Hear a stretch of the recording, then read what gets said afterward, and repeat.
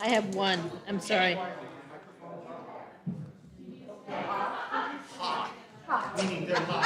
Gotcha.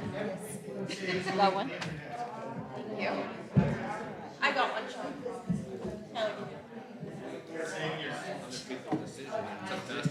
Hello.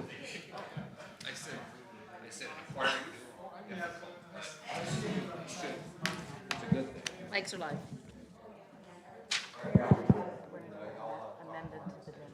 Okay. You mean this one? Yeah. No, I don't need. I'm just gonna add it. Oh, okay. It'll be okay.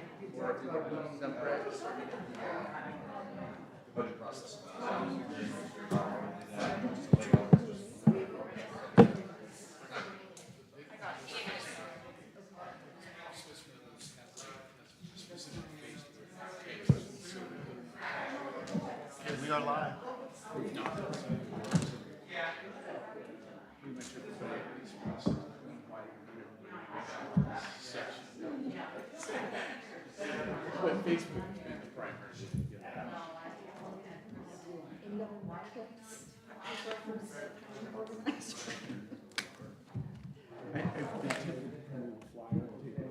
I'm going to call the meeting for the Montesano City Council to order for July 26, 2022. If you will all stand with me if you're able for the flag ceremony.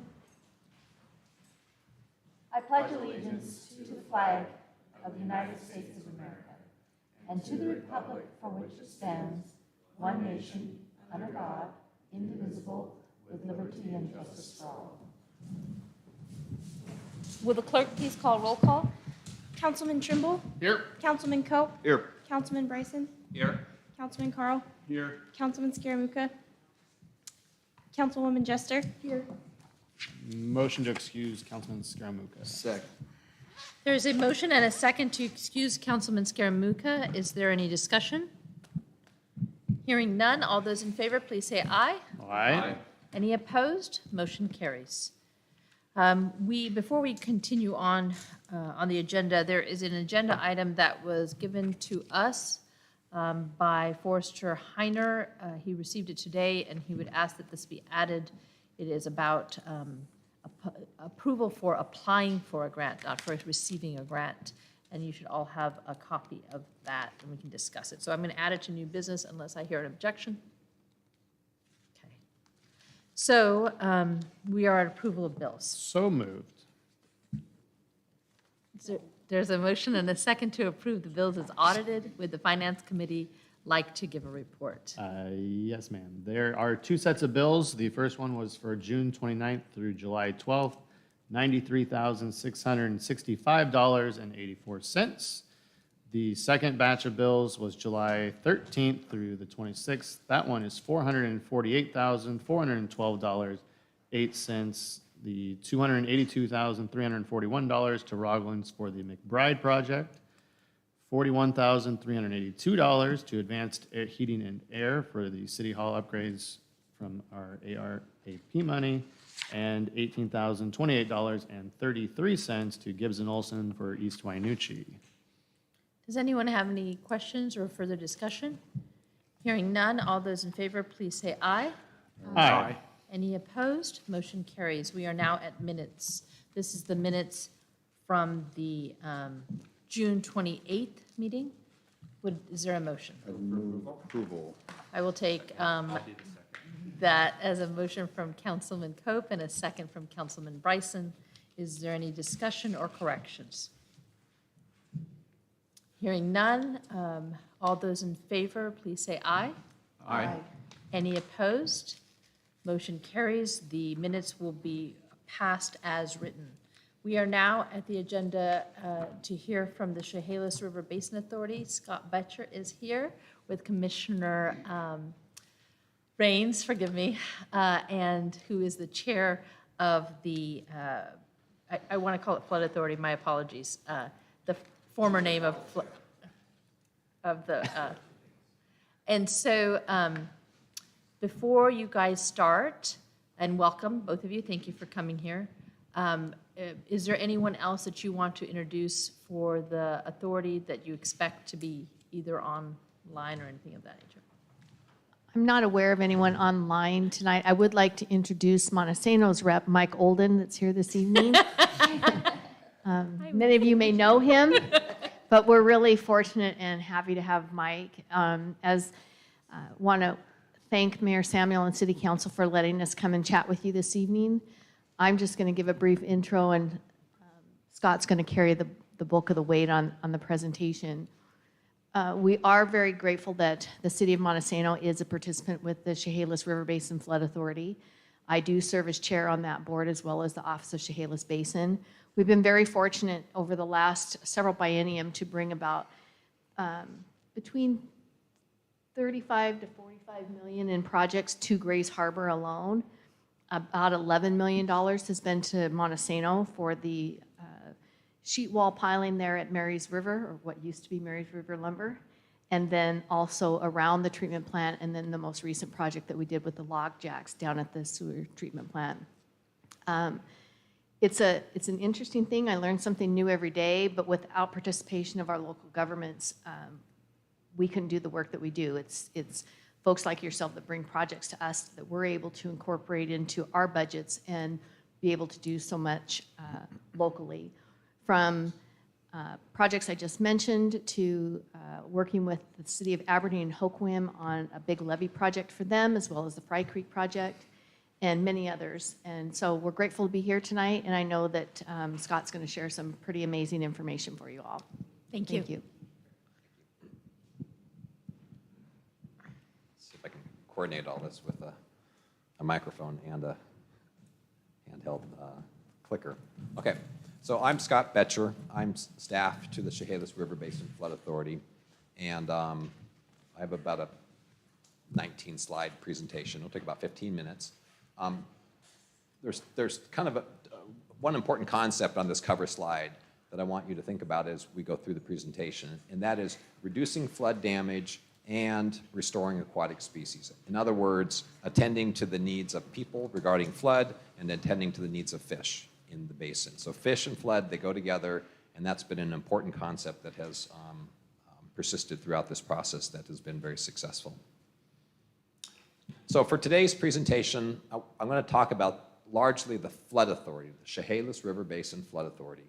There are a lot of other Chehalis Basin entities out there, and we'll talk about those as well and try to put the Chehalis River Basin Flood Authority in the context of what you might have heard of as the Office of Chehalis Basin or the Chehalis Basin Board or the Chehalis Basin Strategy. So we'll talk about a bit about that to demystify that.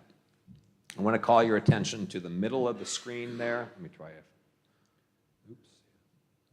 Well, I have a pointer here, maybe. Well, I'll do the narrative pointing. In the middle of the screen is a box that says state law. And the state law that is sort of driving a lot of what we're doing right now does contain the language that we are to aggressively pursue a strategy of flood damage reduction and aquatic species restoration. And it's not that often in state government, in state law, I believe, that you would see language that says aggressively pursue. The legislature is very serious, and they're very motivated to see us all succeed, and they want us to move forward with, without any, just, with a lot of deliberateness. And so as we go forward with our presentation, hopefully that gets conveyed to you. So the Chehalis River Basin Flood Authority, that's the group that I'm staff to and Commissioner Raines is chair of. It was formed in 2008 after the 2007 flood. It is focused primarily on flood hazard mitigation, flood hazard reduction. The decision-making processes that we follow are based on science. In other words, we utilize hydraulic models, hydraulic understanding for how projects are going to impact others downstream. If I do a project in my community, what's the effect going to be downstream? If there is an effect, then we need to pull back and rethink that project. This basin, this partnership that we're all part of, is really working in concert together, and they take very seriously the role of science to help us understand the impacts of our projects and the benefits of our projects. The jurisdictions that are represented, you can kind of see them there. The three counties, Grace Harbor County, Lewis County, and Thurston County, and then the cities within those counties that are also on the board. Largely, everybody joined in 2008, but you can see like Cosmopolis came in 2011, Napavine and Hoquiam came in 2017. So I'm going to talk about three things associated with the Flood Authority that we do very well. The first is what we call local projects. It's a program that we run. You can see the capital budget appropriation in the box on the right. We average every biennium about $7 to $8 to $9 million for what we call local projects. And local projects are intended to be projects that can be done in our communities, your communities, that tend to help with localized flooding. These are not the very large capital budget projects that take multiple years. These projects tend to be done in a matter of 2 to 4 years. So things like protecting drinking water sources, things like protecting wastewater treatment plants that you know about in your community, and a whole host of other community projects. And I'll give you a bit more of a flavor of what those are. So this is sort of just a map of the basin. I'll call your attention to a couple local projects that I think are kind of indicative of what local projects are. So if you look in the middle of the screen, there is a green grassy swale, and the building to the right in that picture is the PL wastewater treatment plant. In the 2007 flood, that treatment plant was 2 years old, 3 years old, and it was wiped out. And the public paid for it twice to get it back up on its feet and running again. When the Flood Authority got going, City of PL, Town of PL reached and said, we've got a project, costs about $350,000. It's to put a berm between the Chehalis River and the wastewater treatment plant. And we said, that sounds like a great idea. The berm was 2 feet taller than the 2007 flood. And flash forward to where we had another big event in 22, and the treatment plant was totally dry. So for $300,000, we saved a lot of money. And that is really a testament of what these local projects are. They are intended to help communities be disaster resilient, get back on their feet, protect the infrastructure that's already been paid for. We tend to run in 2 stages, a planning and a design stage, to verify a problem, verify the science, and then we'll do a construction phase. So in your community, we've been active. In the first big project we did in Montesano was the Marys River Lumber at the time, and the wastewater treatment plant. So and I'll just kind of lead you through these pictures a little bit. In 2007, in the upper left-hand corner, that's the treatment plant, and the flood water was within 2 or 3 or 4 inches of going into the treatment plant, and then flushing down. So the pictures across, on the right-hand side show the flood prevention wall that rings the wastewater treatment plant that we put in 2014. That was about $500,000. The pictures that show Marys River Lumber, and I wish I had the pointer working here, but no, I'm really going backwards. So the picture of Marys River Lumber right here. Okay, good. This is 2014. You see how the river comes through here and it goes alongside. We saw that erosion was happening. A sheet pile wall was placed through the concrete because we knew that this was going to thin and the river was going to come head on. This is a Google map I took today in 2022. So sure enough, the Chehalis River, is now hitting headlong here. And this facility is protected because there's sheet pile that goes down through the concrete, and that facility will maintain its operation. If that sheet pile was not there, the river would certainly have gone right into it, and this kind of an erosion would have been much more pronounced. This is the wall that was placed around the treatment plant to keep the floodwaters out. The other big project, this project was to protect against the Chehalis River. This project was to protect against the Wainuchi River. You probably know about this, but in 2017, the Wainuchi River was working its way around both directions of the treatment plant. It was going to be a disaster. Through some ingenuity on a variety of fronts, the notion of these log jacks, they were placed over several years, plus all the wastewater, the sludge materials were removed. Now the river is actually moving away. It's moving back this direction, and it's a fantastic example of $1 million, $2 million in log jacks over 2 years has saved that treatment plant, the cost of which to move would be 30, 40, 50 million. I mean, no one has the money. So it was such a successful project that the governor came out with the mayor July 7th, a few weeks ago, and was quite supportive in his comments about this project. So we feel very good having been a partner with you on this, and I suspect you feel very good that you still have a treatment plant. Now those are big projects. We've also done some other much smaller projects. When the 2007 flood came, the Boisfort Valley water system was totally filled with sediment, and they had to truck water for 6 months to get to that community up there. They've approached us asking if they could have $332,000 to build a pre-sedimentation pond. Basically, water goes in, settles out there before it goes into their more expensive treatment plant. And it's just a way to get the sediment out before the treatment plant so that all the works don't get gummed up. And, you know, again, it's about disaster resilience. We can't stop flooding. It's going to flood, but if we have infrastructure in place that can help us stay on our feet, all the better. Here's another example of a local project that we think is, you know, really quite successful. This is the airport levee in Chehalis. The airport, and right here on this is the pump right here on the lower left-hand corner, 1940s pump in 2007. It totally failed. They were not able to pump the water, so they had to put a bulldozer through the levee to let the water out, which caused further flooding. The new pump that we funded to put in place was $1 million. It's above the floodwaters. It has 2 pumps in it, backup, redundant generation power, etc. The pump cost $1 million. They return $9 million a year in tax revenue for the economic value that's behind the levee and protected, the jobs, etc.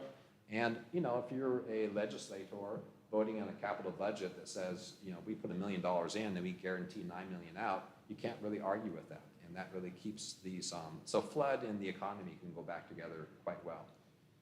And a project like this picture is, by the way, January 2022 flood, and you can see everything is dry in there. So that's an essential piece of emergency infrastructure in the case of a big flood. There's also a lot of businesses around here that did not have to shut down or stop. So local projects can do a lot. Pumps are going to be a big piece of the future down in Hoquiam and Aberdeen and the lower basin. And then, you know, here's a small scale one, and then I'll move on to the next thing we do well. This is just a homeowner who is facing some really aggressive erosion, threatening the home as well as a septic drain field.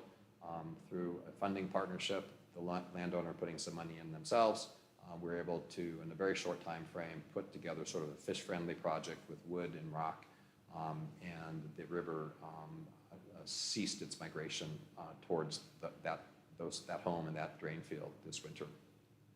So local projects can be big, relatively big, they can be small, but they're intended to be done quickly and to help the community in which we all live. Lastly, farm pads are a local project that we've done a lot of. The 2007 flood drowned the majority of the commercial agricultural dairy herd and goat and sheep. Not to be grisly, but those are dead, drowned cows.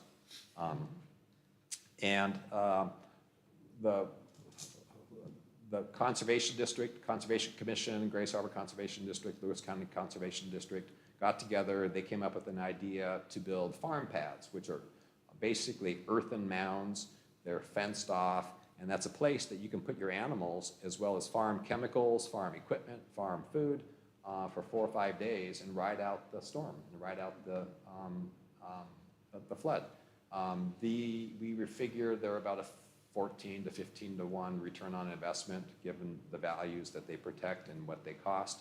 In the 2022 flood we just had, they were used quite well in the Newaukum drainage. So, and they'll be able to be reused again and again and again. So can't stop flooding, but we can make ourselves more disaster resilient and capable of living through it. So the next thing that the Flood Authority does well, and this is something that you all own too, is we helped to build a flood warning system for the Chehalis Basin. And the upper left hand, see this map here and all these dots.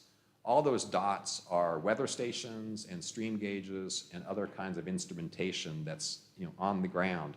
All of that is tied together with radio telemetry, and it feeds the National Weather Service constantly. So when the National Weather Service makes a forecast for our region, they're constantly adjusting their forecast based upon what's happening real time on the ground. 2007 flood, we didn't have any of that. The National Weather Service forecast was way off. It was a large word of mouth network, and people didn't anticipate the severity of the storm that was coming. Today, that's not the case. Today, the National Weather Service forecast is much more accurate, especially coupled with the Doppler radar we have on the coast now. That sort of surprise factor shouldn't be there. As citizens or businesses, you can log on, or you can go to the website, ChehalisRiverFlood.com. You can track any of our gauges, and you can also sign up for email alerts. And I don't know if any of you are part of that or have received notice, but it's a program where you pick a gauge you're interested in, and they will send you alerts when that gauge gets to a certain height. And then you can decide proactively, I want to go visit relatives so-and-so and move them, or I want to go to the basement and pull stuff out and put it in the attic, or I want to move my animals, I want to move my cars. And rather than wait and to be reactive in an emergency and have to panic and get the heck out of here, this gives people the time to do what they want to do. We know it's successful because in 2022 flood event, this spike and this spike are huge jumps over the course of the year. This is 33,000 hits just in the month of January, so January 1, 2, and 3. This is 75,000 hits that, in fact, our Google account broke and we had to call them and raise our limit to 120,000 because we got so much use. And that we found out that the Chronicle Facebook page and then the Emergency Management Facebook page, Department of Emergency Management, both of their Facebook pages were getting the word out about our flood warning system. And so we know it reached a lot of people, which is just terrific. These are our gauges that you can sign up for. We have over, I don't know, 1,500, 1,600 signups. Some of those signups are for like a hospital or a DOT, so that word gets out even further. So I should say too, state capital budget built the flood warning system. The 3 counties pay for it. And so capital budget won't pay for maintenance and operation. And so this is something that in fact you own and it's yours, and you should feel proud of it. The last thing is the role of the Flood Authority, and this will get us into a bit about the other Chehalis organizations too. But the role of the Flood Authority really is to represent the communities of the basin and to be that voice for what local solutions work for flooding. The upper basin is very different. It's steep, the water flows through fast. Lower basin is flat, the water flows through more slowly, but it has a lot of power. And then Hokum and Aberdeen hits the lowest part of the basin, and we have to find a way to get it out. And so the Flood Authority helps to represent your viewpoint and your perspective. Also, the Flood Authority appoints 3 members to the Chehalis Basin Board, and we'll talk about that next. And this long list of kind of text, these are local resolutions that have been passed over the years by communities in the basin. And what they basically say is we really advocate for a balanced solution, which means flood, it means fish, it means early warning, it means supporting the flood retention structure in the upper basin. No single tool is going to solve all the problems, but through a whole host of activities, a broad toolbox, we can make a difference for this particular place in the world that we live. So the Chehalis Basin Strategy, and I want to try to explain the relationship because people ask about this. So the Flood Authority is this group that I'm part of, that Vicki's chair of. It has been around since 2008. In about 2016, the Office of Chehalis Basin was created. It was placed in the Department of Ecology. Its role is to be the collector and disseminator of funding, the legislature's funding that they provide. They're accountable to a Chehalis Basin Board. The Chehalis Basin Board gets 3 members from the Flood Authority. So the Flood Authority has this important role of appointing members to the Basin Board. And the Basin Board is a 7-member board that really sets the policy and the funding priorities. And so the Chehalis River Basin Flood Authority has an important role to appoint people that are going to represent the interests of local communities. And so currently the members are Commissioner Raines, and then Edna Funn from Lewis County, and then Jay Gordon, a farmer down in the lower valley here. Anyway, so the Flood Authority has an important statutory role to appoint members to the Basin Board. And this network of partners, and this is how I think of the strategy, which is really a bunch of logos. But what the takeaway is all of these local governments, largely on the left-hand side, Hoquiam, Oakville, Montesano, Napavine, as well as the Quinault Nation, the Chehalis Tribe, and then the state and federal agencies, really, believe it or not, they are working quite well together. And it's rare in a governmental process where you would have so many governmental jurisdictions finding something of commonality that keeps them all participating in this process. And so how do we know this is really true? The legislature has funded time and time and time again, 70 million, 70 million, 50 million. And they're not going to do that if people aren't working together. And so all this is to say this is a great opportunity for our communities in the basin to participate wholeheartedly, to come up with smart solutions, to aggressively pursue, and continue making a difference, because really a lot has happened in the last decade or more with this effort. So looking ahead, as I come to closure here, the big thing people want to know is is there going to be a dam? What's going to happen with that flood retention structure? It's in a draft environmental review at the state level and the federal level. They're working out difficult issues about fish, about seismic safety, earthquakes, things of that sort. The plan is late 2022, early 2023. These environmental studies will be final at the federal level and at the state level. And those final studies will tell the agencies and others if there are impacts that can't be avoided or impacts that can't be mitigated. And so if those impacts can be avoided and can be mitigated, then it goes into a permitting process and a funding process. So this particular idea, the flood retention structure, has been around for a long, long time, but because of this process, it has advanced to a point where they're really focusing in on the science and they're moving just beyond rhetoric, which is a great place from a public policy standpoint. In the meanwhile, we continue our quest for local projects. We have a request out right now.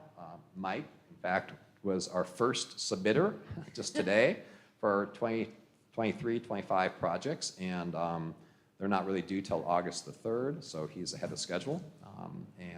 We are collecting projects, and then we'll go through a process that ultimately gets a request into the governor's budget and the legislature, and hopefully our list that I showed you at the very beginning gets us another $8 or $9 or $10 million for local projects throughout our community. So, and then we'll come back to you by email in October, reminding you to sign up for email gauge alerts. It's probably the best front line of defense that all of us can have, is to have knowledge and information about what's happening in the river. So, in closure, our contacts are, Vicki is chair of the Flood Authority. She's also chair of the Chehalis Basin Board. Edna Funn, the Lewis County representative, is vice chair of the Flood Authority, and she's a member of the Chehalis Basin Board.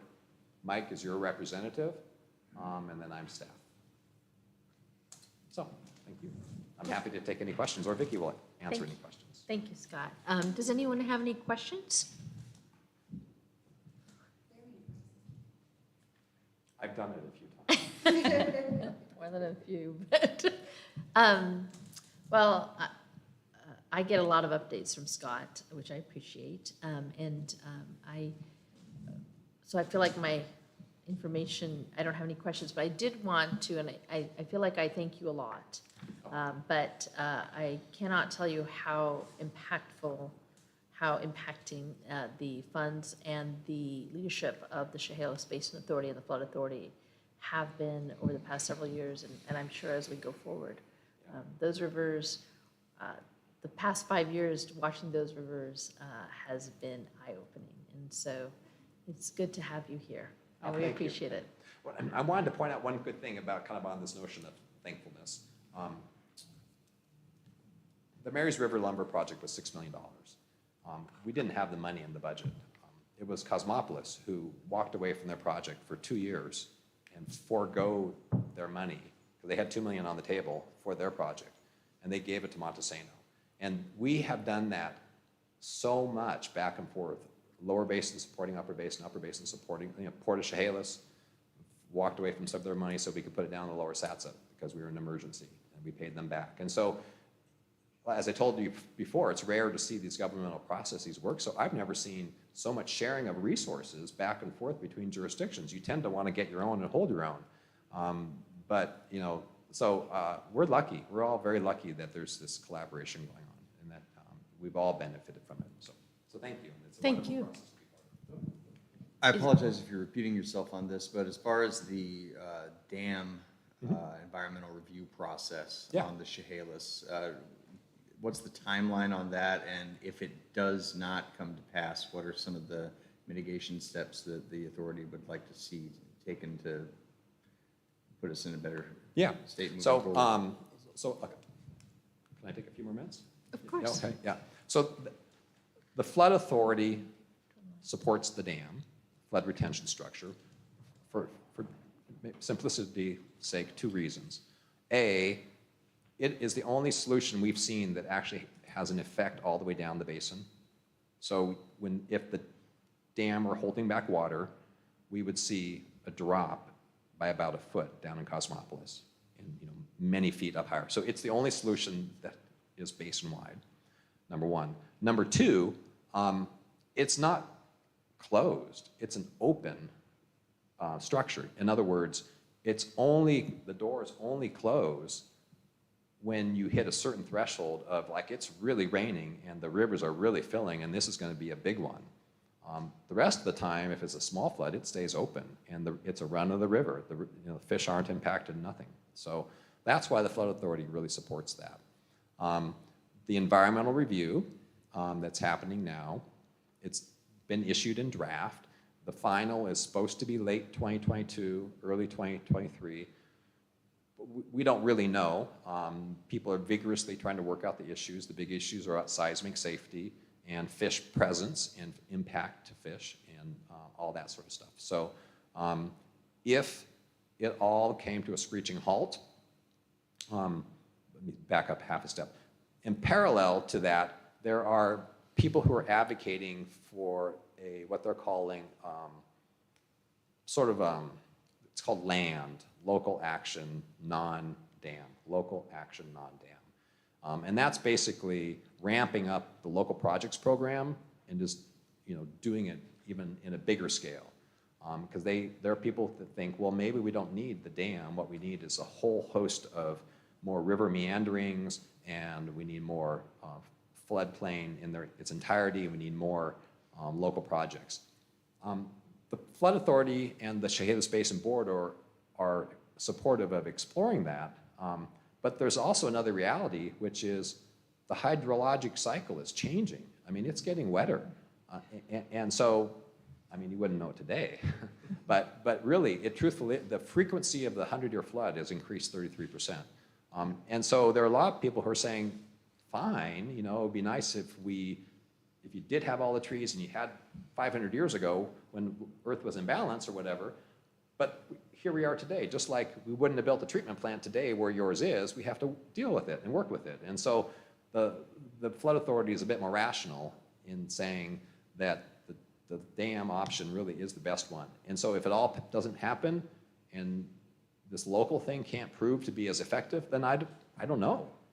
You know, we're sort of we've been in uncharted territory for a long time because we've never gone this far, so I think that's fine, and we'll just keep being in uncharted territory. If it is going to be run of the river for the majority of the time, Yeah. it would still, I would imagine, have to have some sort of fish passage for those times when it is not, or is that one of the big questions that's being asked? It ceases to be run to the river for, I think it's like 30 days.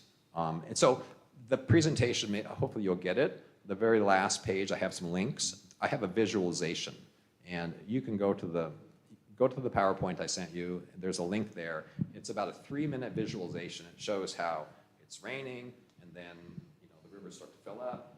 They close the gates, the reservoir fills, and then they meter it back out. Because you have to remember, when that water comes down out of the hills, it's got to squeeze through Chehalis and Centralia, and it's like you've got a whole lot of water trying to go through a small garden hose, and there's just a natural constriction there, or semi-natural. And so if they can meter that, next slide, I clicked through it, next one, next. Okay, yeah, here, right. Here, flood retention facility visualization, and it's a YouTube thing. Oops, doggone.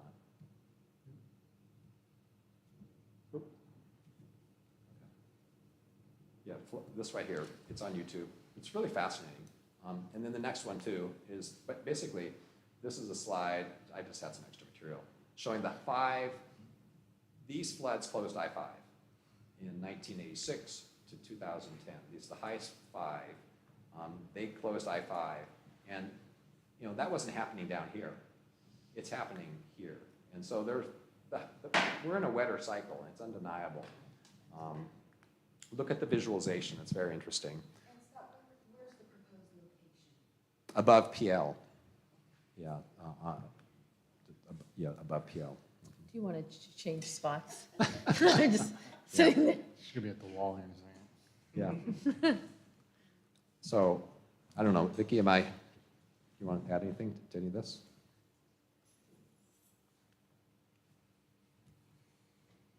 I can get going.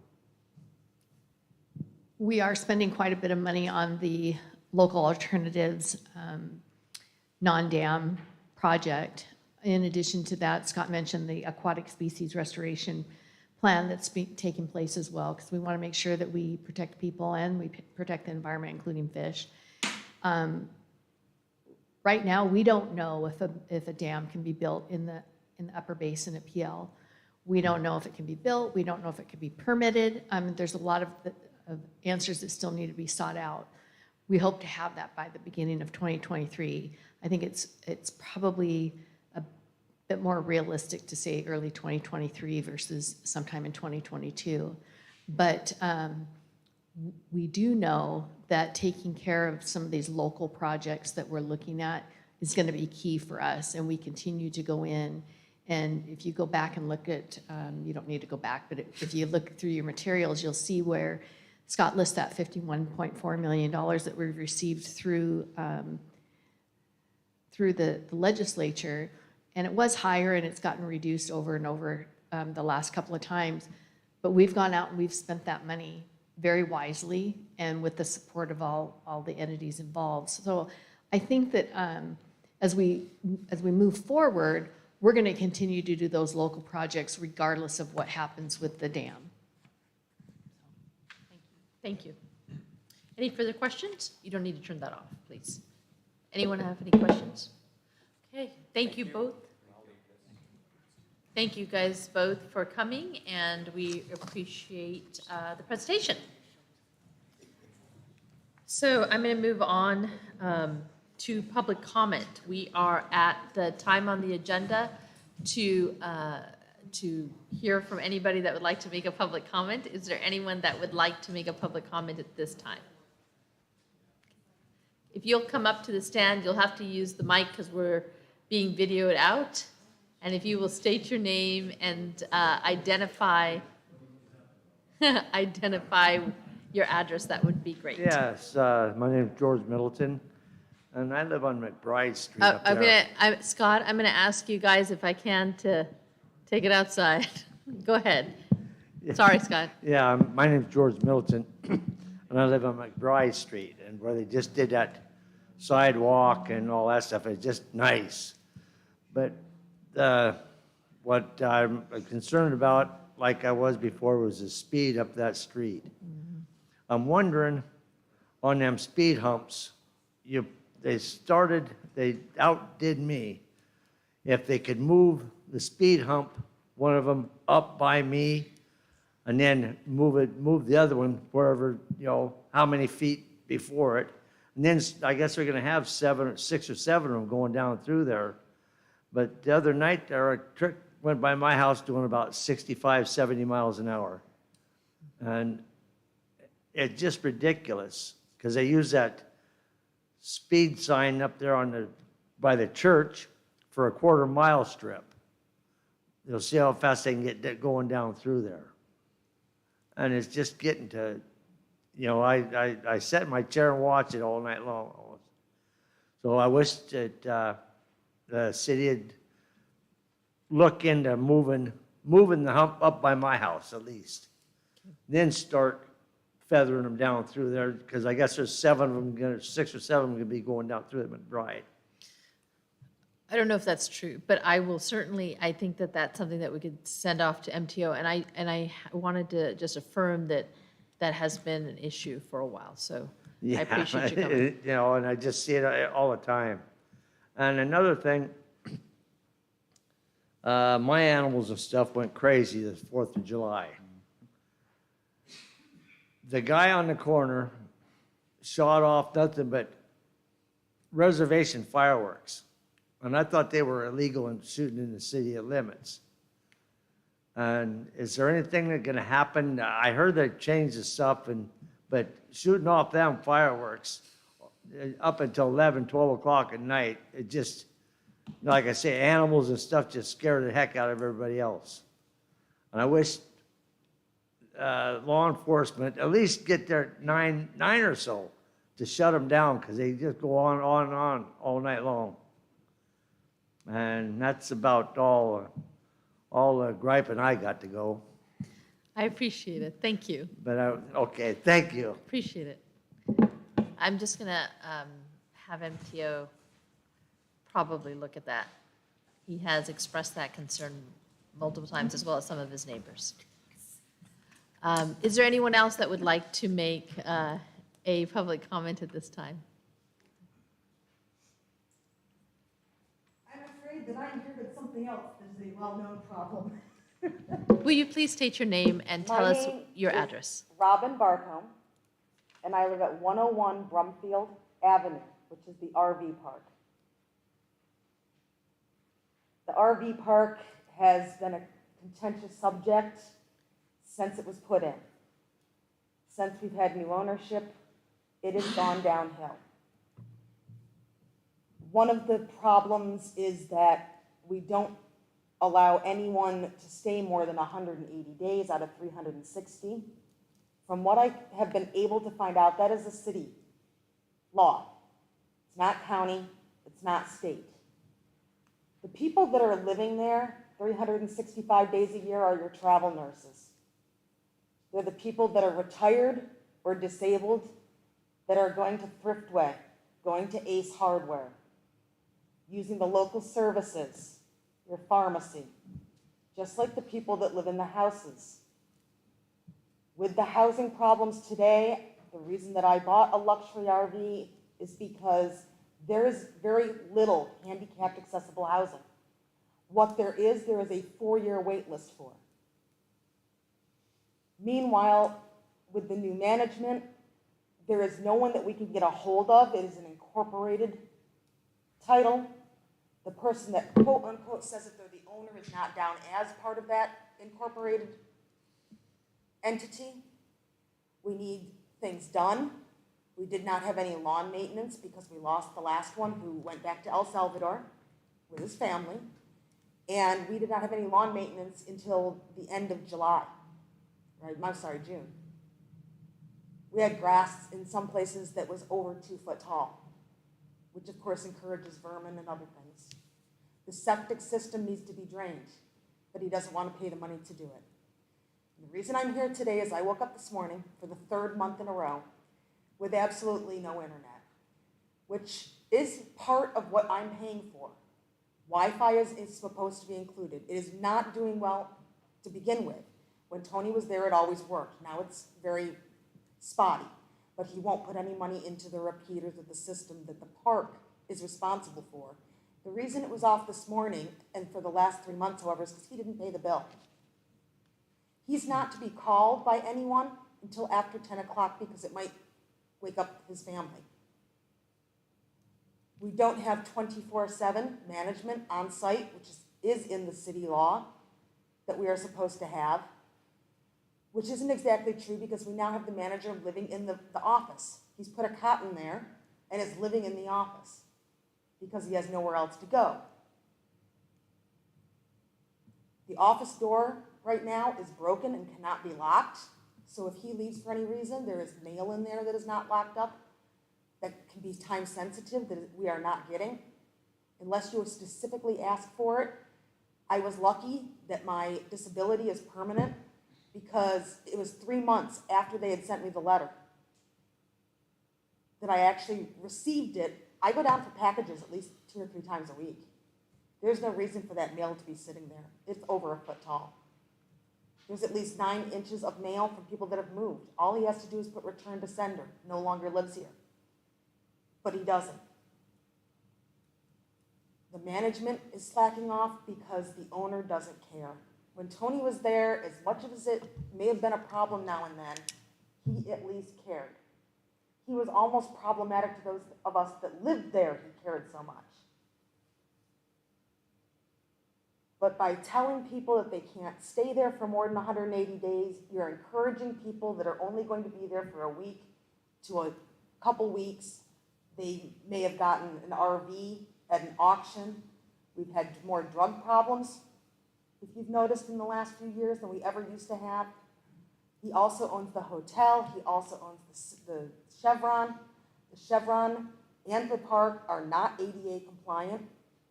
I cannot take my wheelchair up and down any of the aisles in the Chevron. They'll do the shopping for me, so they are accommodating. I cannot get in and out of the laundry room because there's no ramp. So I have to basically do wheelies with my chair while dragging a laundry hamper to try to get in and out of a laundry room. We've had dryers and washers that have been broken for over a month. We just have problems, and we have no one to tell our problems to because we have an absentee landlord. Thank you. Thank you. Is there anyone else that would like to make a public comment at this time? Okay. I'm going to go ahead and move forward and there will be another opportunity to do public comment later in the meeting if anyone is so inclined. I'm going to move towards committee reports. Did any committees meet in the interim for the past 4 weeks since we haven't been meeting? Okay. The only thing then, just to make sure we're on the record, is MTO will look at McBride. Is that good? Okay. So I'm going to move on. We don't usually have multiple presentations, but we do today. Under old business, we have the website. This has been pending and pending. Sean has been driven insane by myself as I pick apart every line. We've changed the look of it multiple times, but we are almost, if you want to turn off the last slide again, we are almost at the point of, we're just at the point of completion, and we have a couple of things that we'd like to show you. So, Sean, take it away. All right. Good evening, Madam Mayor and City Council. So this is the long-awaited website for the new City of Montesano website. There's a lot of features and functions in here that are under the hood that I'm really excited about that won't mean anything to anybody else. But some of the key features that are to draw the eye to really try and sell the community of Montesano is obviously we had drone footage shot this spring rather, for this homepage. When you go to the page, first thing that you see is these wonderful drone shots. Of course, Chief Vance's first statement is, why is there no music? No, no, no, we don't want music blaring at our people when they come here. Of course, all of these features, such as the notification window that pops up, we can put anything we want in there. We have the ability to add all manner of different news articles, and I don't know why the mouse is fighting me. So I'm going to interrupt just for a second, if I may. Yeah? So part of it, will you show that? I'm sorry, it's not behaving itself. So while he figures out how to make it behave, the part of the structure that you aren't seeing is we try to make it that anybody can go to any part of any non-intuitive manner. Yes. And answer the same question multiple ways, so that if you want, and I think he's going to show you from the top ribbon, if you would. Yes. There's 9 ways to get to everything, and a lot of that just has to do, such as your city map, parking map, parks. Well, parks is located in 4 different locations. Just in case, if Roland decides, well, I need to look at here, and in my mind, I think it should be here. We try and have the city parks there, as well as the same place that the mayor thinks it should be.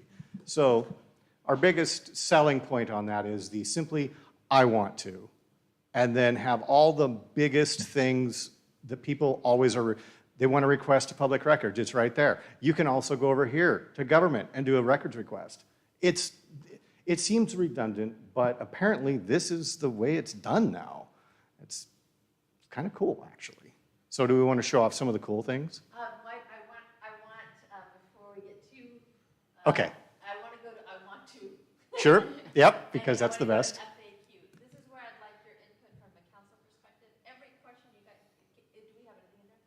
Oh, I look at this. Somebody went in and populated it. That's what I've been doing all week. So what we would say to council is if you have. I'm sorry, I gotta move. If you have any Get closer. questions or anything you think that needs to be answered for the citizen, this is the time on Sprockets to email it to us. Yes. We will populate all the weird questions we possibly can about anything you want to, when libraries, when Friends of the Library take books. Right. You know, whatever. I just tried to include a bunch of stuff. I liberated some of this from the Thurston County website, Ocean Shores website, rather than trying to reinvent the wheel. And adding stuff into this is minutes versus the old way, which was hours. Let's put in about the library. Yeah, absolutely. All you have to do is email it to me. Actually, I'm sorry, the mayor has to vet it first. Okay. But, oh my gosh, I'm so sorry. I was trying to make this all cool and it's not working out. Okay, so I only have a minute and a half left.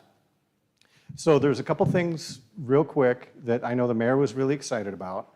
And that was, aside from the basic, here's our community, these are all the schools, our visitors, city parks again, government. It just covers each of the major things in the step out menus so that people have 11 ways to get to everything. Some of our local local partners, I guess.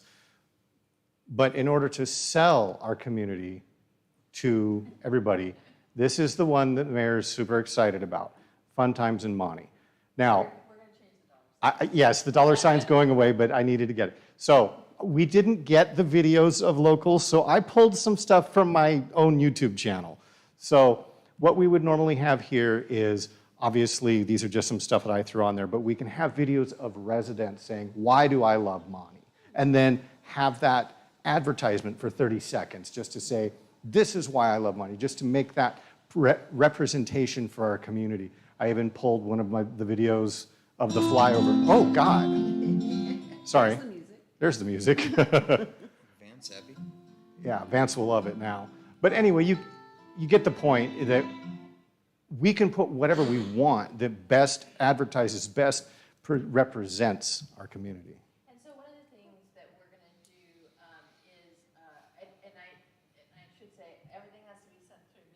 Yes. want to stay on message. But what we can do is we can ask our local volunteers, for example, for the firefighters, why do you love being a volunteer?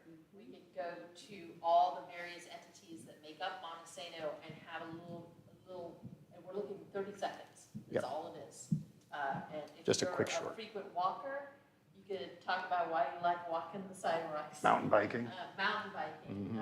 Doesn't matter. But it's an interactive way for people who are not in the city to connect with people, Residents. with residents, or people who love doing whatever they do in the city. So that is my favorite thing, you're right. Sorry, take your time. That's all right, Putting no. this together, Sean, how much public input did you seek? For Public input, or very, just input on what were some of the most frequently used? firefighters, pages? police department, every employee of the city. I probably went to Public Works, what, half a dozen different times? I'm sorry, that's not Public Works, that's Public Works. I don't know who I'm looking at. Yeah, it was for the reason it took so long is every time it was created, it was vetted, and there was problems. And not Changes. Problems like with the site, but problems in, oh, well, we can't do this. Well, why can't we do this? Why can't we have integrated forms? What kind of forms do we need? So Yeah, that was a big police department thing we wanted to do that turned into, would be a huge dollar figure attached to it. So it just went to the wayside. So we found an alternative way. Is there like a staff directory? Staff directory, imagine, maybe under government, I think I stuffed it. Yes, we do have a staff directory, I just have to find it, there it is, right there. So, staff directory, I never did hear, you see how quickly these menus blip? They change? Well, the problem is if your mouse jumps off, and I haven't gotten a response back, I'm supposed to hear back, oh, we're gonna change it from instant to 2 seconds or something. So, And then, is there a community calendar? 'Cause we Oh, advertise- yes, there is, We yes. advertise one on the No. current website, but there's nothing there. So, there shouldn't be a community calendar. there's an upcoming Well, events City calendar. calendar, I'm sorry. Right. City calendar. And the reason we're not doing a community calendar in the true sense is because everything has to be vetted. So there are things that are public that we can put up there, but we can't. I misspoke, I should have All said right. city. So, you know, like our events and that kind of thing, okay. So just as some of just as an example, if you click on the county or the citywide garage sale, you get a map, you get when it is, additional information can be put in here. The point is that it's all about providing information to the public. Well, I think that's wonderful. I have been very frustrated with our old current Okay, is there website. anything you guys want to? Any questions? Questions or anything you guys want to see in particular on this site? You want to go back to the top? On the fun activities or just in No, general? no. Just in general. I mean, it only takes one click to get to the pay your bill, but that's probably one of the most frequent reasons that people go to the website. Pay my A water lot bill. of utilities, a lot of cities are putting just a login information, that basically that City of Montesano login to pay your bill online on the front page. The, like the idea that it's easy to change. Right. oh, it's so I easy to imagine change. This is gonna evolve a lot over Yeah. the next couple of years. The other thing I just want to point out, because I'm really happy about it, is the little person on the left, which is. That, accessibility, I'm really It's happy about that. part of our ADA compliance. Well, and you talked about the issues with the mouse being shaky and the menus not staying up for very long. There are features you can do where you can click on the top menu item and have it turn into a tile instead of a link. I mean, there's all sorts of ways. We're doing it at the PUD right now. So Right it's- on. I feel your pain on It having warms all my of the heart. input on it. Well, my hope is Getting that it right. this is going to go live over the next couple weeks. We're shooting for August 1. If you give your blessing. We're going to shoot for August. How's that? Sure. The compromise. So anything you have, you've got evidently a few days to send it to Oh, us. yeah. And then and as it progresses, please let us know if there are problems. Because Oh, absolutely. that would be helpful too. Thank you very much, Sean, for letting me share in that. Thanks, Sean, thanks, David. Yay. We're going on to new council business. If you would turn on my light, I would be very appreciative. I'm going to go ahead and deal with council member interviews first. As you all know, we have a vacancy for position number 6, I believe. I can never remember. It's former Councilman's Woods seat. And that being said, we have 2 people who have applied, Don Thomas and Scott Roth. I did not introduce myself before the meeting to Mr. Roth. So traditionally, you have their resumes and you have their letters of interest. Traditionally, what we do is we give each person approximately 3 to 5 minutes to speak and introduce themselves, and then we keep you both up here, and then the council can ask whatever questions that they deem fit. If that is okay with you, I'm going to pick the person closest to me, if that works, and that would be Don Thomas, if you would just like to come up and share whatever you want to share. My name is Dawn Thomas, and I'm a Montesano resident just down the street. I moved here in 1999, and I have 2 kids that went through the school system here, and I really care about my community. I feel that this is kind of a chance that I need to take. I heard about it, and in my career that I do, I kind of serve the constituents of Montesano right now. I work for the legislature for 2 members and in the 24th district. And so I hear a lot from constituents on issues that they're concerned about. I've learned that it's important to listen to people and to let them know that you can work on trying to help their issue. Like we had someone here that going through my mind, I was thinking, oh, she needs to contact the Attorney General's office, and she needs to contact the mobile home folks or the RV folks in that office. So anyway, I've volunteered quite a bit in Montesano. I have my resume that I handed out to you has quite a bit of information on what I've done. I have fundraised for sports teams for my kids. I have been involved with the Festival of Lights. I have been a board member of the Festival of People. I have worked as an elections worker just across the street. So there's quite a bit of things that I've done in our community, and I want to be a part of that. I haven't had a chance to actually use my voice and be able to vote on things, except I am currently on the Planning Commission in Montesano, so I'm serving folks in that way. But if I have a chance to get this position, then I will be giving that position up to someone else. Does anyone have any? Well, actually, we're going to hold that thought, and we're going to hear from Mr. Roth, and then we'll bring you guys both up. Okay. If you'll leave the mic on, that would be great.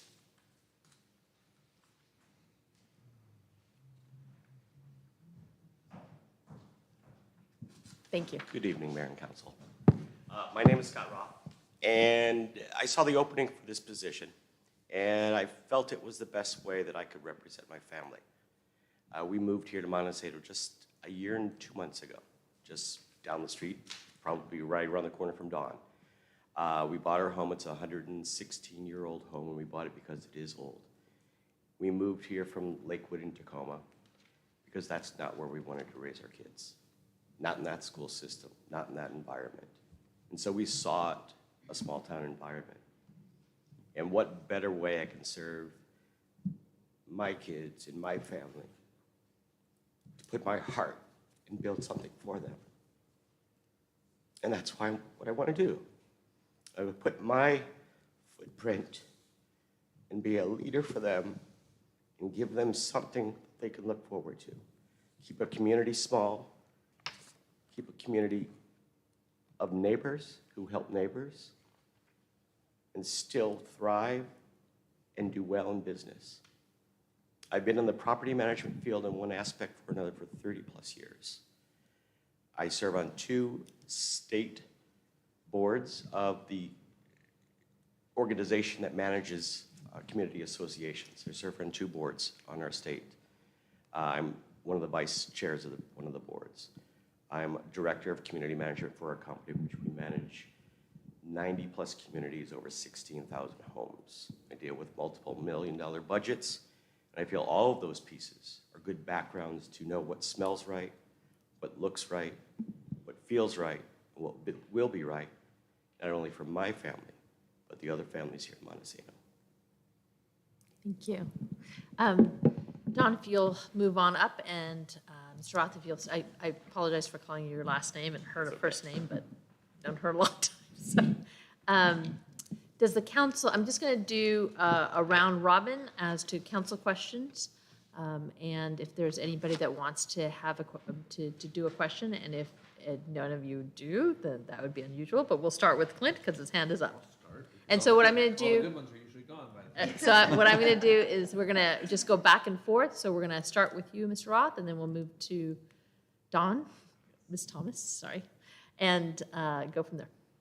So I would just like to hear what you think the biggest challenges facing Montesano over the next 2 years would be, as far as, for example, when I was asked that question back in 2017, it was the treatment plant. There was no question about it. That was our first big problem we had to address. So I'm just curious what you might see where we can make improvements, or where you think you can help with that. I think there are a couple areas that I've seen in my short time. One is working on the flood and the infrastructure and the streets and the sewer system, and making sure some of the homes, especially the older ones that have basements, are protected from that. And I think, too, is as we see an influx of criminal activity in places such as Aberdeen, making sure that not necessarily there's a barrier there, but we are ready for anything that may be infiltrating the area, so that we keep our small town, we keep everyone neighborly, we keep everyone as safe as we can. In terms of crime in here, it's very little, and that's something that I'd like to see continue. Thank you. Would you mind if I call you Scott? Of course. Thank you. Dawn, would you like to answer that question as well? I moved here with my husband because it was a quaint, small town, and I think that that's what going forward, I want to be able to keep our town with growth being managed. I want to make sure that the small feel is still there. I kind of think of this place as like the small town with the Friday night lights. That's how I feel about this place, kind of like my village. I think that the infrastructure with the Public Works, with Mike Holden, who's been doing a great job, by the way. We've had issues on our street with some pipes that burst and were flooding, and he was right there with his crew. So I think infrastructure is really important. We've got quite a few old pipes. I see that we've got road projects happening, and we need to continue with those projects. And I noticed that there's one going on right now downtown with the railroad crossing. And I think we also need to support public safety, the police, the fire department. We're coming out of COVID, so there's a lot of things that we need to start looking forward to. Instead of being in COVID, we need to look forward to getting out of COVID. We also need to worry about recession. How's that going to affect our town? We're lucky that we have a city forest that supports a lot of what we have in our town, funding. But we are going to need to look at that. We're going to need to look at, if we have a recession, are we going to need to let some city staff go? Are we going to have to, we're going to have to look at the budgets. Are we going to be okay with the police department? Are we going to be okay with the fire department? We need to make sure that those resources are still there to maintain our emergency departments and that people are still being taken care of. Thank you. Councilman Trimble? Well, since Councilman Wood's seat is on the Flood Authority, would you be both willing to be on the Flood Authority? I'm kidding. But in regards to committees, where do you see yourselves in the committee alignment? So, for example, forestry, finance, public safety, Public Works, Flood Authority. Where would you see yourself fitting in the best, or where would you like to see your resources go? I'm going to start with Dawn, and the Flood Authority is not for the council to determine, just as a side. It was a joke. Yeah. Well, I have had a chance to cruise with my past job with Representative Blake, the city forest, and so I am kind of interested in that committee. And my family owns a small timber family farm, so I've always had kind of an interest in that. I am also interested in Public Works. I think Public Works is a pretty busy committee, and there's a lot of things going on in the town with Public Works, so that I'd like to be on that. It doesn't really matter because I've had a little bit of background in each committee. I also have human resource background, so I know there's a human resources kind of an ad hoc committee, I believe. And the planning, building and planning committee comes in with my planning commission background that I'm currently doing. So that would be helpful. And then a big part is finance, because I've worked in the past with quite a few budget chairs for the state government, and so I'm sure that experience and that background would probably serve me well on those committees. Thank you. Scott?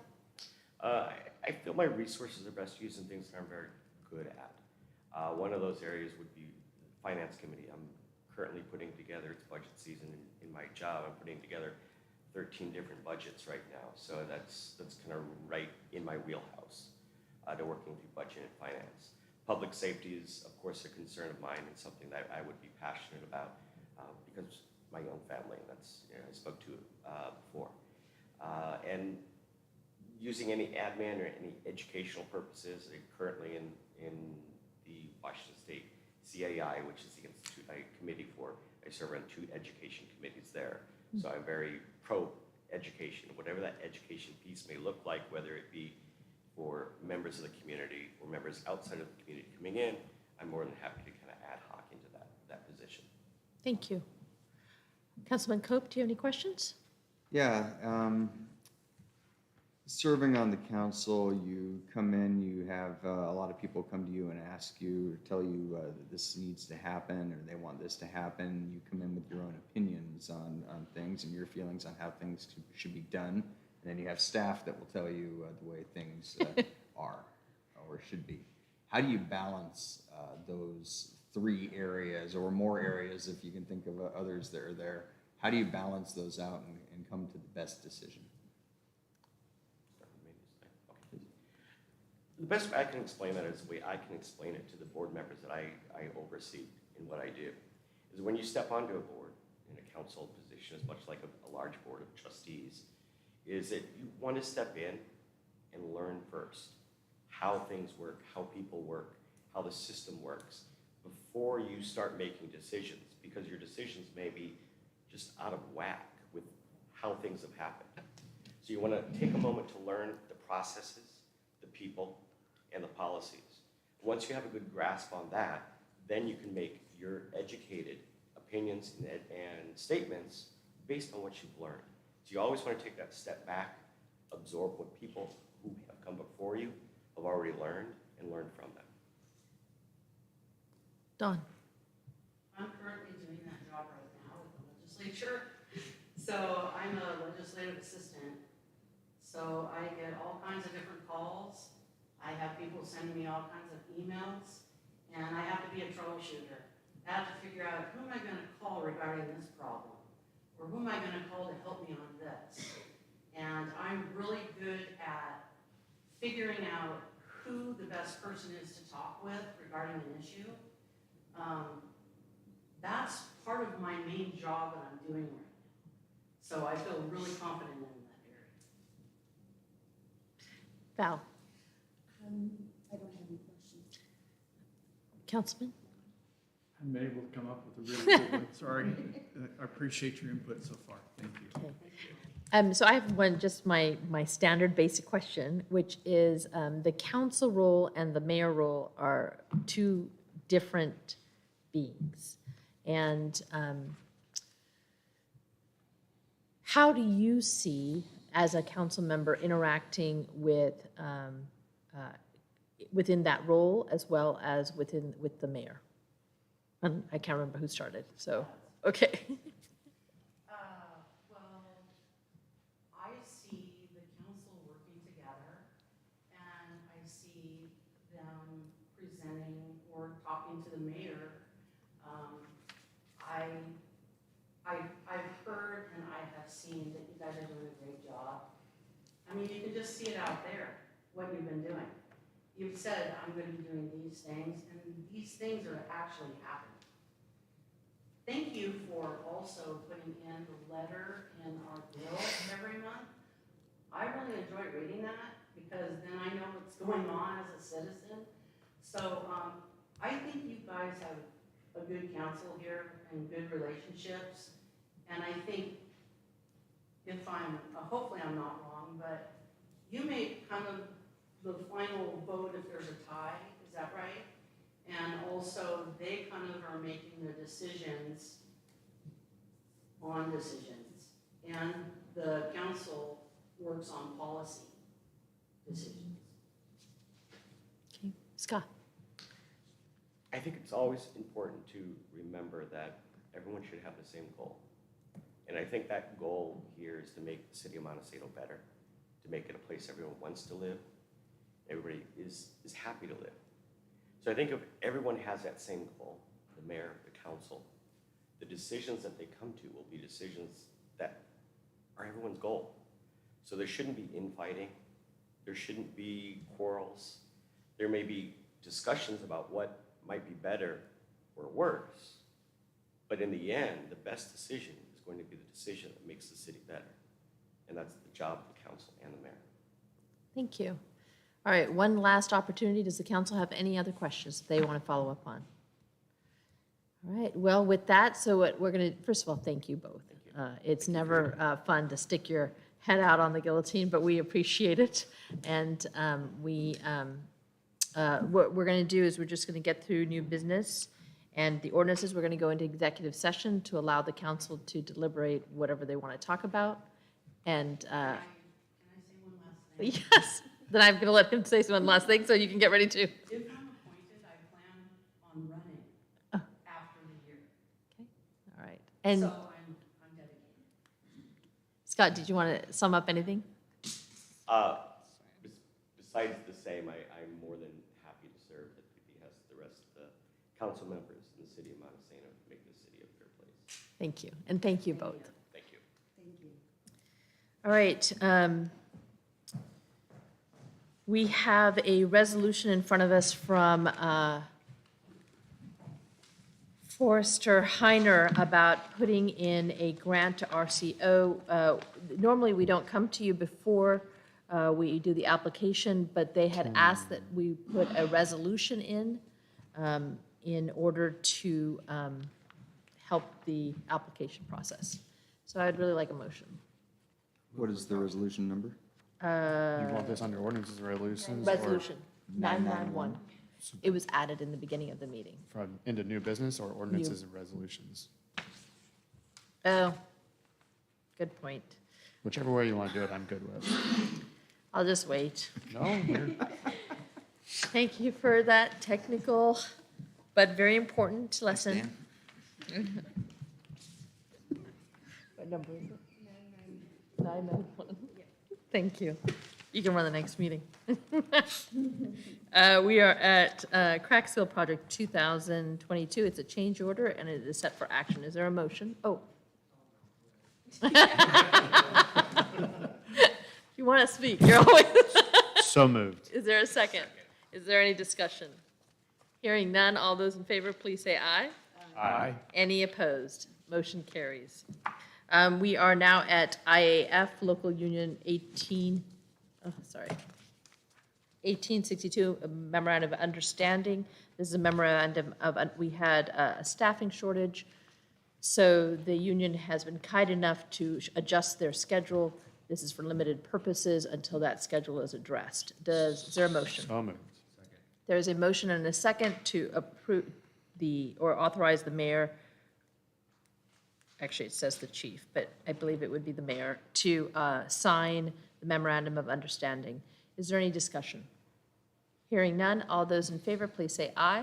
Aye. Any opposed? Motion carries. We are now at ordinances and resolutions, and we are going to start with Resolution 991, which is as to the grant. I would move that the council authorize the mayor to sign Resolution 991. I second.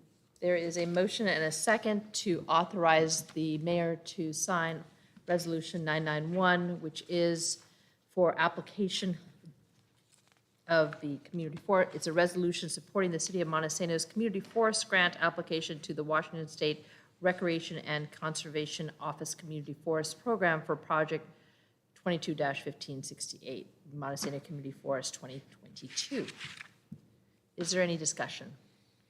Hearing none, all those in favor, please say aye. Aye. Any opposed? Motion carries. We are now at the ordinance for Employee Appreciation Day. This, and I need to apologize to the council, I want you to consider this a placeholder because there are some errors in the document. We have a little bit of time before because I believe that we were going to focus on trying to do it a little bit. So I'll probably bring this back to the council as the ordinance is not what I would call clean. Primarily, the issue is Section 2, which needs to just be deleted. And I think Mr. Coker had wanted to make some other changes. But I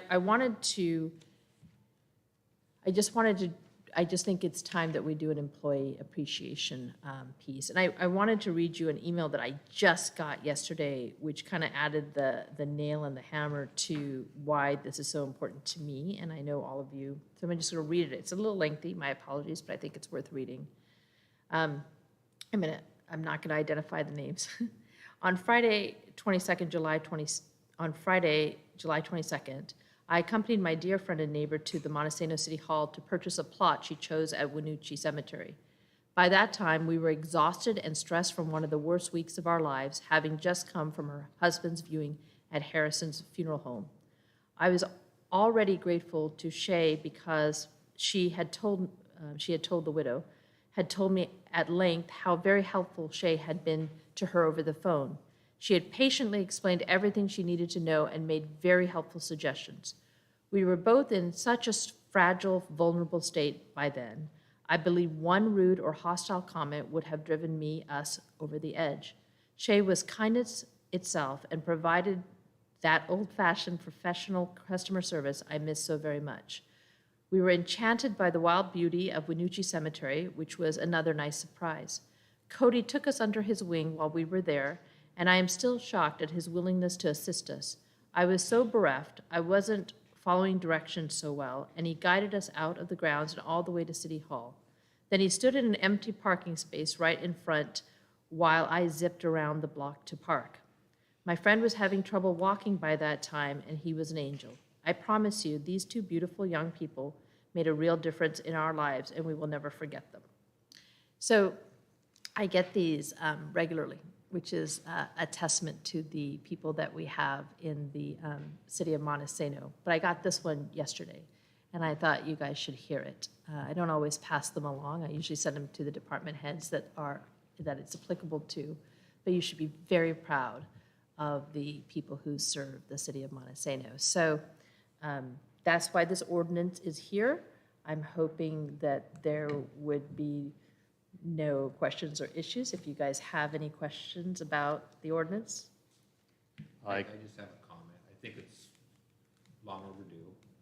I know the county ran into some issues with some findings where they, several years ago, where they tried to appreciate their employees by doing some things and found out that they, because they didn't have something like this in place, they'd crossed some boundaries. So I'm fully in support of this. I think it's a great idea. Thanks for bringing it forward. The amount in, is what my understanding is considered a nominal gift. Or not, it's not technically a gift in this, I just want to say that, but it's a nominal amount financially and by statute, and so I don't think there would be any kind of audit issue. Especially since we taken this Yes, especially since there's a resolution. And I like the inclusion of, flowers or some sort of token when somebody has a death in the family or a birthday. I think that's good too. if you went around and you looked at council comments for the last, I don't know, umpteen years, you see how much staff is appreciated. So it's, long overdue and absolutely. Okay, so I will bring it for action next meeting. Is there any reason before I did not ask CFO Sagan if that was timely? Will that be timely, or should I ask for a different motion? Okay. The alternative option was you guys let me fill in the spots where there's errors, but I will wait until you see the appropriate resolution. We are going to break for executive session. We are dealing with issues of personnel. There are 3 matters. One is the issue of the city council position, and then 2 other personnel issues within the city, or I should say 3 other things within the city. And I expect this to take 15 minutes, and I expect action at the end of it. So, meet in the back.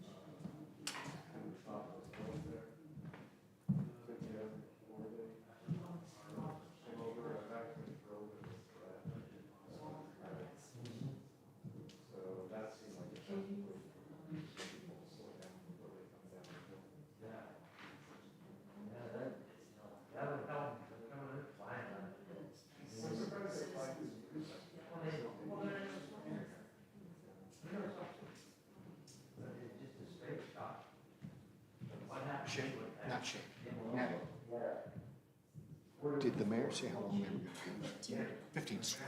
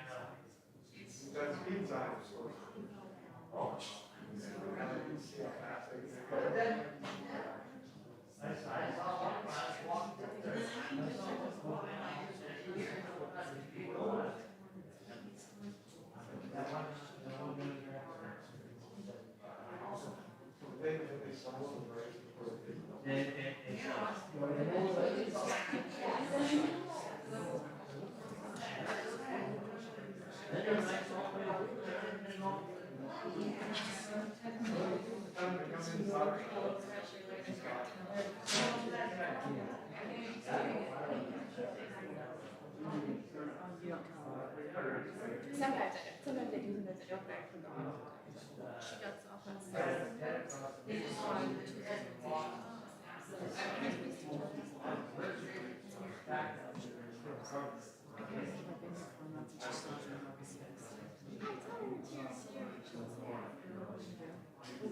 Tomorrow?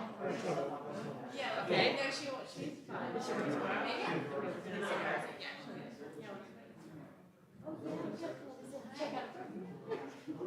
Yeah. I'm like, oh, she's like, I was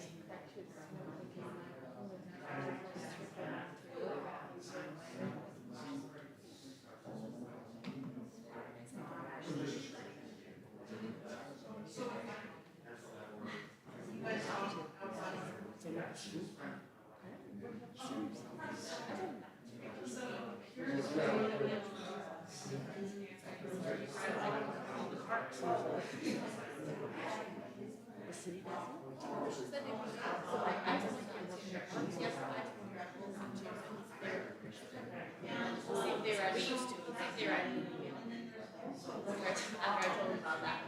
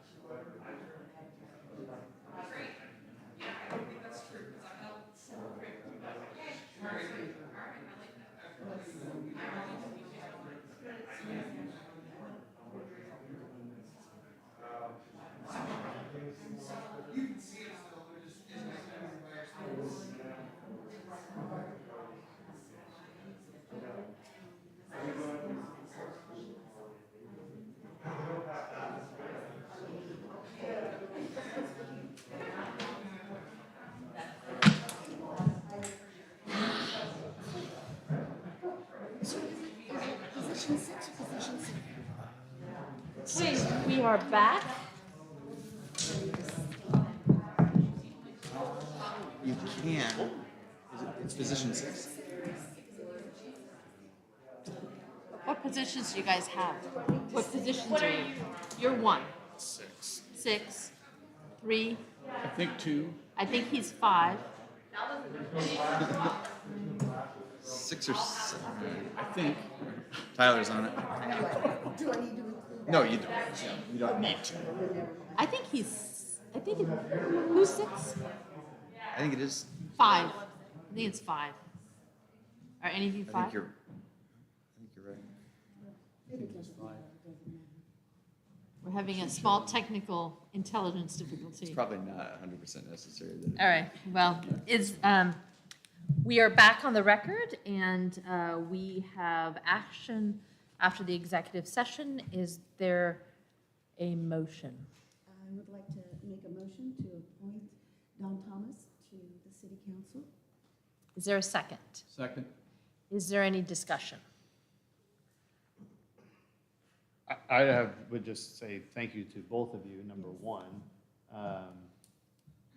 As we all said earlier, it's no fun to put yourself out there, but it's a good group, and Scott, we want to keep you around, so if this vote goes this way, you stay right in our wings, all right? Thank you. Any further discussion?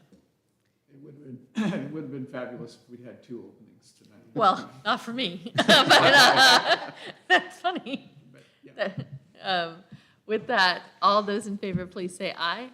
Aye. Any opposed? Motion carries. Welcome, Don Thomas.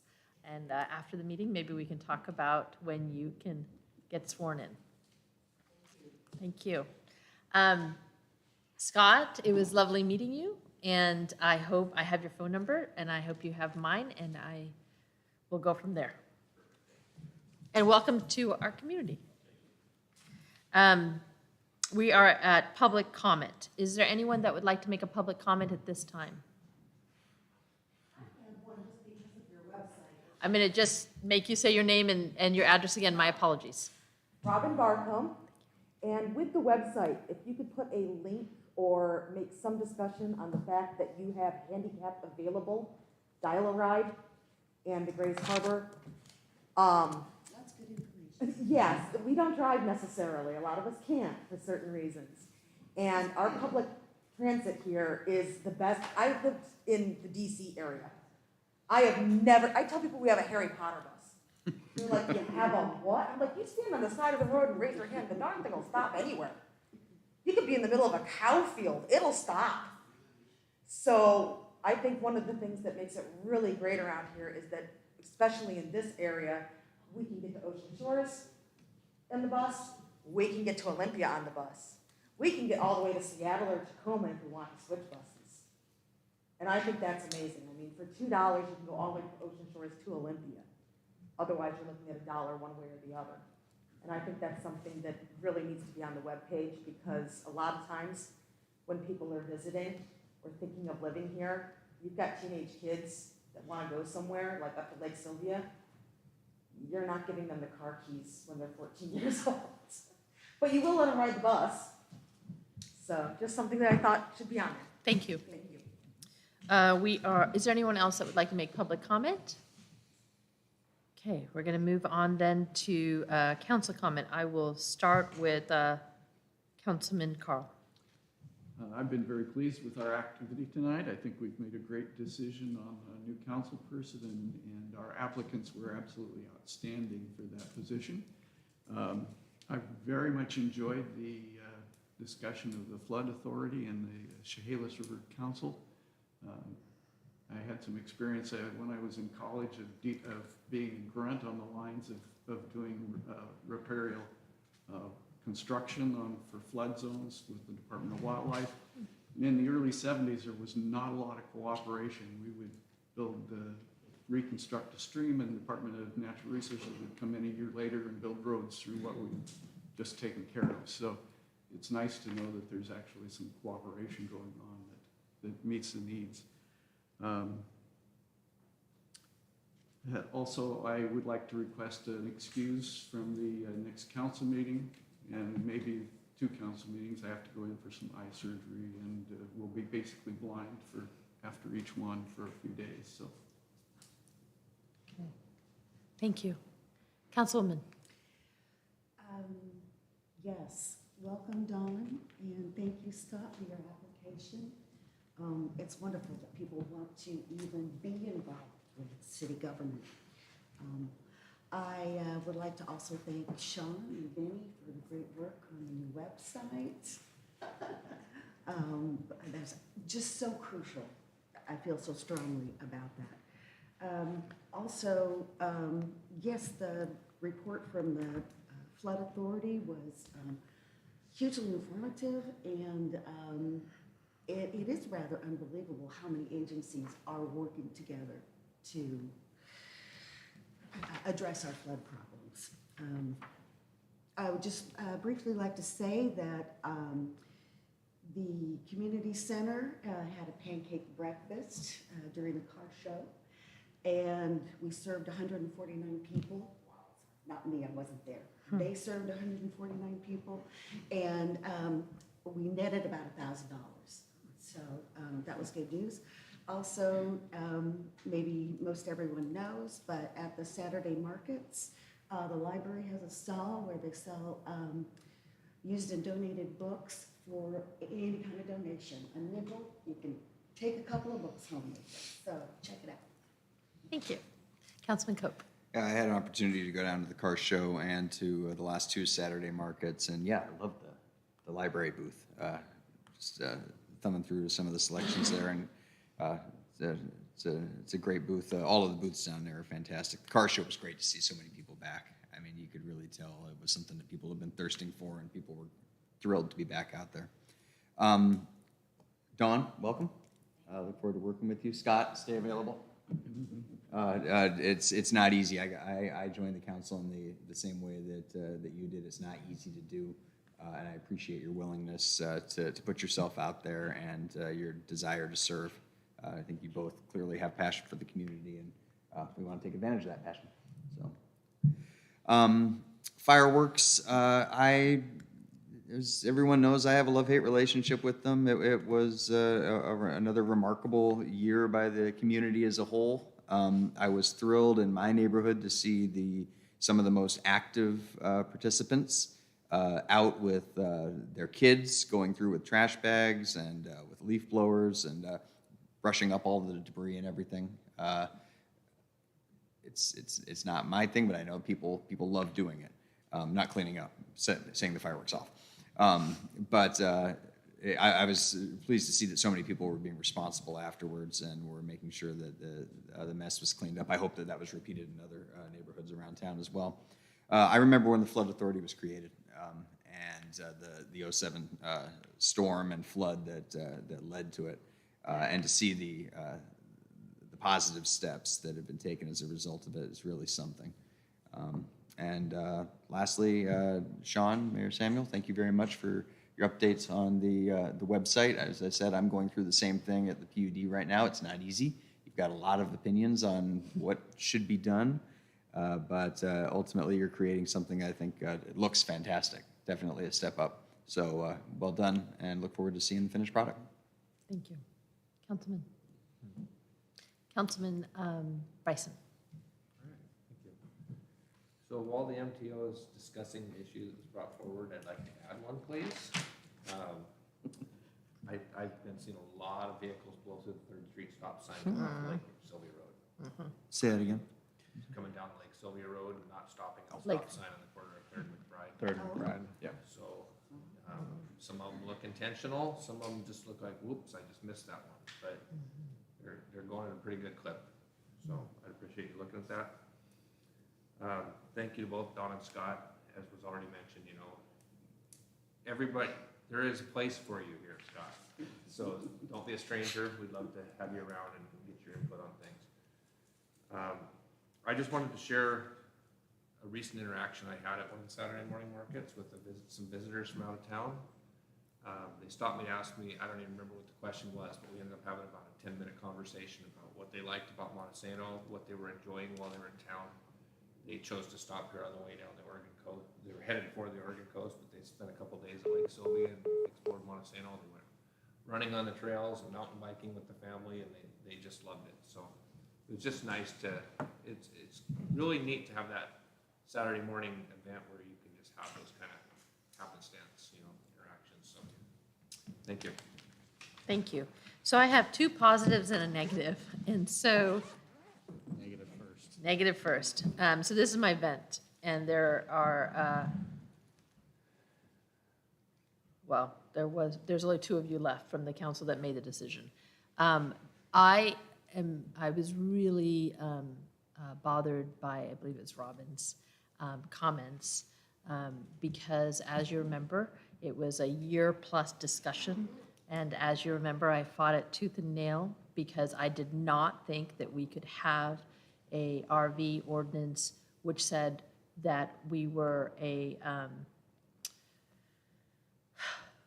hotel-like structure with a deadline of 180 days.